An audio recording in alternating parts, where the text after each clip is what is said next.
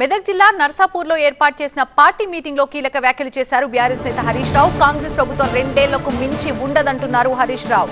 2 ఏళ్ల తర్వాత వచ్చేది బీఆర్ఎస్ ప్రభుత్వమే అంటున్నారు. మా ప్రభుత్వం వచ్చాక వేధించిన వారి అంతు చూస్తామన్నారు ఆయన. కాంగ్రెస్ ప్రభుత్వంలో పథకాలన్నీ ఆగమాగమయ్యాయి.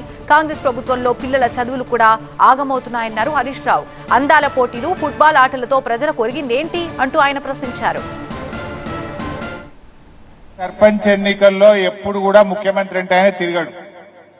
రేవంత్ రెడ్డికి భయం పట్టుకొని ఆయన తిరిగిండు. సర్పంచ్ ఎన్నికల్లో కూడా తిరిగిండు. ఊరూరు తిరిగి ఏం చెప్పిండు, నేను బతుకమ్మ చీరలు ఇచ్చినా, చీరలు కట్టుకొని వచ్చి మా కాంగ్రెస్ వాళ్ళని గెలిపిండ్రనే చిల్లర మాటలు కూడా మాట్లాడిండు. చాలా విషయాలు చెప్పిండు.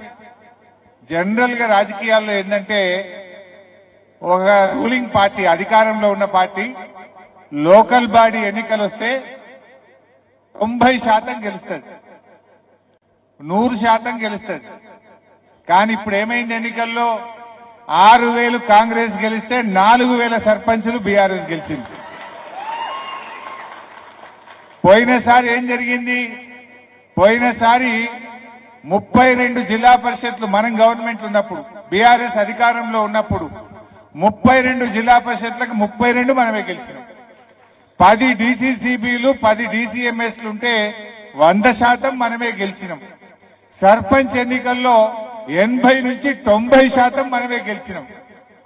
మరి ఈ రోజు సీన్ రివర్స్ అయింది. ఇంకా 3 ఏళ్లు కాంగ్రెస్ గవర్నమెంట్ ఉన్నా నీ పాలన బాగలేదు అని 35-40% బీఆర్ఎస్ సర్పంచ్లను గెలిపించింది ఇలా ప్రజలు. అది గుండాగిరి చేసి, పైసలు వంచి, సారా వంచి, పోలీసులను వాడి, అధికార దుర్వినియోగం చేసి, ఓట్లు కింద మీద చేస్తే కూడా 4000 మంది సర్పంచులు ఇలా బీఆర్ఎస్ పార్టీ గెలిచింది. రేవంత్ రెడ్డి అప్పుడప్పుడు అంటాడు, ఏ బీఆర్ఎస్ లేదు, చచ్చిపోయింది, ఇక లేదు లేదంటాడు. కానీ నిద్రలో కూడా బీఆర్ఎస్ గురించే కల్వరిస్తాడు. బీఆర్ఎస్ పేరు తీయకుండా, కేసీఆర్ పేరు తీయకుండా మాట్లాడతాడు రేవంత్ రెడ్డి. మళ్ళా మీదికి మేకపోతు గాంభీర్యం, ఏ బీఆర్ఎస్ పని అయిపోయింది అంటాడు. ఓసారి ఎప్పుడు అన్నాడు, బీఆర్ఎస్ ఇత్తనం కూడా మొలకెత్తనియా అన్నాడు. ఇత్తనం ఇక లేవది, బీఆర్ఎస్ ఇత్తనం మొలకెత్తనియా అన్నాడు. బిడా రేవంత్ రెడ్డి, బీఆర్ఎస్ పార్టీ ఇది ఒక ఉద్యమ పార్టీ.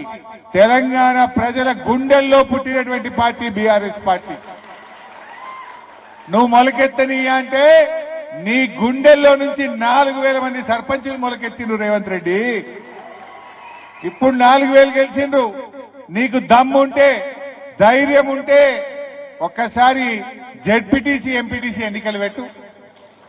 ఎందుకంటే అందులో కారు గుర్తుంటది. కారు ఉంటే కేసీఆర్ యాదికి వస్తాడు. గుద్ది గుద్దిడిచి పెడతారు నిన్ను కాంగ్రెస్ పార్టీని.